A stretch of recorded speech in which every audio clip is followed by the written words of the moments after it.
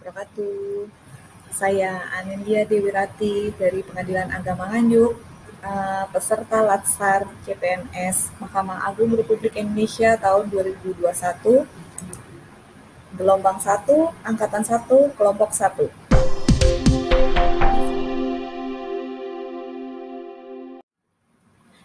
Di sini saya akan menjelaskan tentang bab pada agenda 2, terutama poin pertama yaitu akuntabilitas.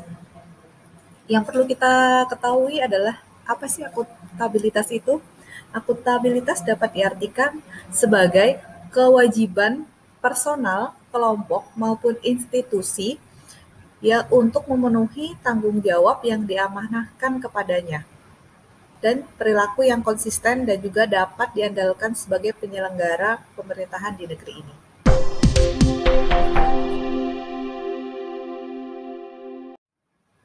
Kemudian yang selanjutnya, saya akan menjelaskan tentang aspek-aspek akuntabilitas.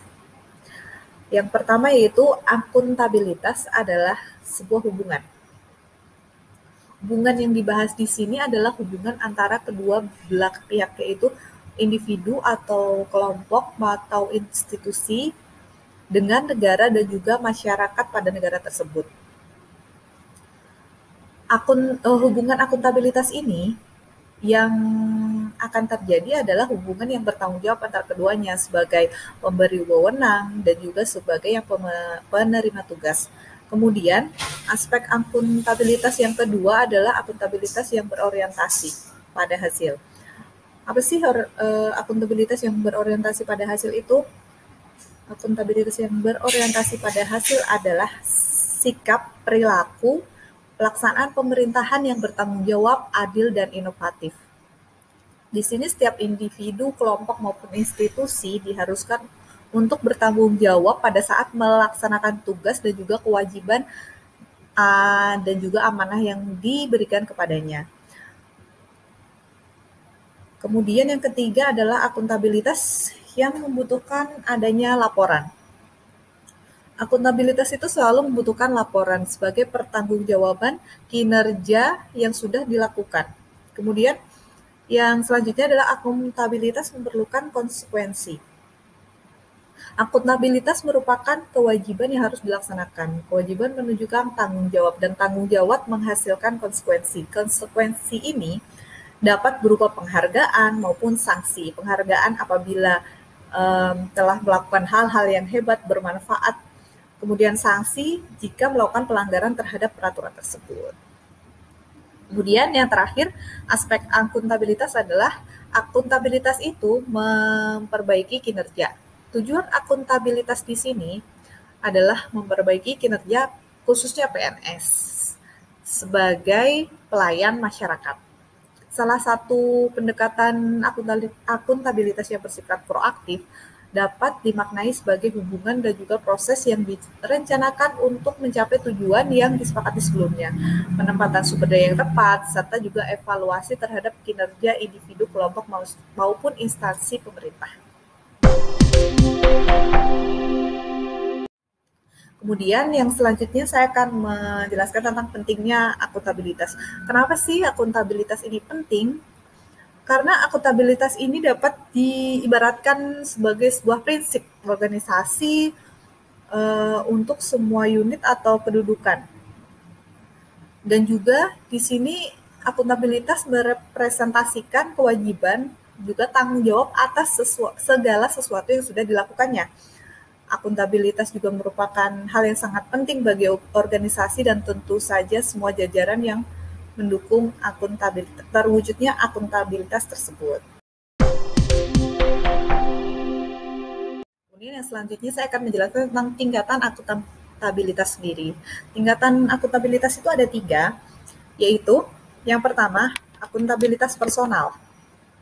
Di sini dapat diartikan sebagai sikap yang menjurus kepada diri sendiri, jati diri personal sendiri seseorang untuk terwujudnya sikap yang jujur, berintegritas, serta beretika. Yang kedua, akuntabilitas individu dapat diartikan sebagai hubungan antara individu, personal, dan lingkungan kerjanya. Di Di sini dapat diartikan sebagai hubungan antara PNS dan instansinya sebagai pemberi kewenangan. Kemudian yang selanjutnya akuntabilitas kelompok. Di sini lingkupnya agak lebih luas. Dalam suatu kelompok terjadi pembagian tugas, kemudian bagaimana tanggung jawab terhadap tugas-tugas tersebut. Yang selanjutnya adalah akuntabilitas organisasi. Di sini merujuk kepada hasil kinerja suatu organisasi yang berbentuk pelaporan.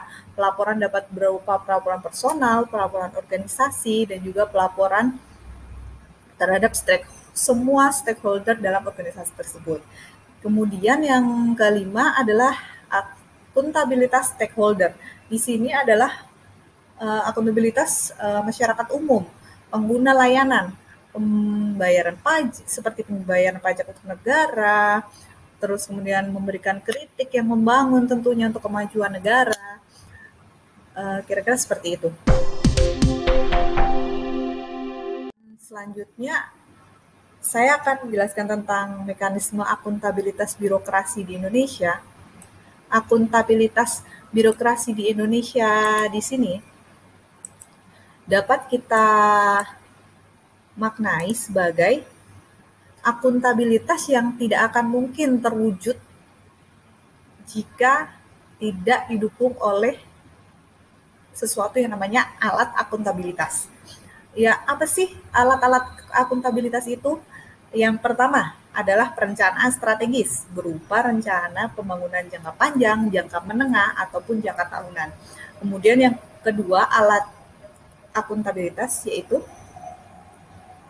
kontrak kinerja atau perjanjian kinerja. Kalau PNS mulai dari 1 Januari 2014 semua PNS tanpa terkecuali harus mempunyai kontrak kerja pegawai. Kontrak kerja pegawai dibuat setiap tahun dan juga disesuaikan dengan kebutuhan-kebutuhan yang akan dicapai oleh institusi. Kemudian selanjutnya adalah laporan kinerja berupa laporan akuntabilitas kinerja instansi pemerintah atau kita bisa sebut LAKIP.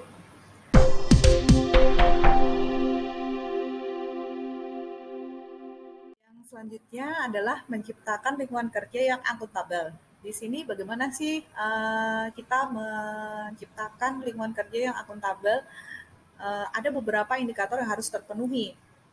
Beberapa indikator tersebut adalah satu, kepemimpinan. Kepemimpinan ini adalah seorang pemimpin itu harus mempunyai komitmen yang tinggi sehingga memberikan efek positif bagi lingkungannya, bagi anak-anak buahnya untuk mencapai lingkungan yang akuntabel tersebut. Kemudian yang kedua adalah transparansi. Transparansi adalah sebuah keterbukaan yang penuh tanpa ada yang ditutup-tutupi, tanpa ada motif tertentu. Kemudian yang ketiga adalah integritas. Integritas itu adalah sebuah prinsip, metode, ukuran untuk pencapaian harapan dan juga hasil. Yang keempat adalah tanggung jawab. Tanggung jawab di sini adalah kewajiban moral bagaimana seseorang, kelompok, ataupun institusi itu menyelesaikan tugas yang diberikan kepadanya. Kemudian yang kelima adalah keadilan. Keadilan itu merupakan fondasi utama akuntabilitas. Akuntabilitas tanpa keadilan itu tidak akan terwujud. Oleh karena itu, keadilan ini harus dipelihara, ditekankan oleh seluruh pemimpin yang ada di sebuah organisasi. Kemudian keenam adalah kepercayaan. Kepercayaan ini menunjukkan juga keadilan di dalamnya. Tidak akan dapat dibangun hubungan akuntabilitas tanpa adanya kepercayaan. Kepercayaan antara pimpinan dan juga bawahan. Yang ketujuh kemudian keseimbangan. Keseimbangan apa sih yang dimaksud? Keseimbangan itu adalah keseimbangan antara akuntabilitas dan juga otoritas dan di antara ekspektasi dan juga kapasitas yang kita miliki. Bagaimana upah kinerja itu seimbang sehingga kinerjanya juga bisa seimbang dengan upah tersebut. Kemudian yang kedelapan adalah kejelasan. Kejelasan ini merupakan suatu hal yang penting juga dalam menopang lingkungan pembangunan akuntabilitas.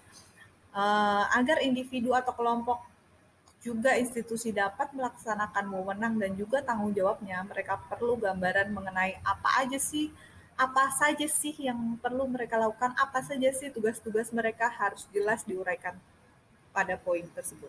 Kemudian yang terakhir adalah konsistensi. Konsistensi akan menjamin stabilitas, di mana penerapan ini jika tidak konsisten terhadap kebijakan, prosedur, sumber daya, dan juga konsekuensi dalam suatu organisasi akan melemahkan lingkungan akuntabilitas dan juga kredibilitasnya. Hal itu akan cenderung menurunkan moral karyawan dan juga mendorong sinisme, rasa memiliki akan hilang, dan juga kinerja akan melemah. Baik, terima kasih. Seperti itu yang dapat saya sampaikan. Wassalamualaikum warahmatullahi wabarakatuh.